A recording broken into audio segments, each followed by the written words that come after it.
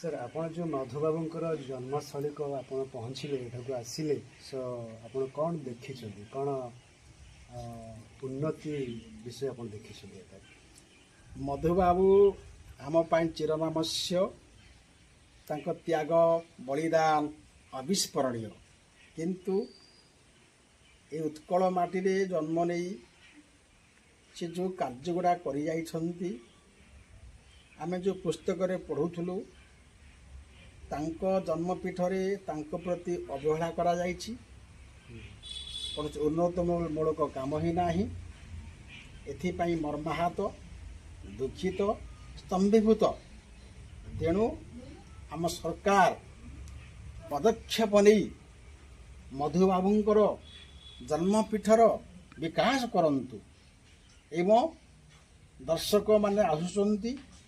सेमानकु guide दिया how एवं तांको बाट बळी गोटे शिक्षा परामर्श दे मधुबाबूंकर इतिहासर गाथा को आगु को उत्तरोत्तर कराऊ यह आमर काम्य।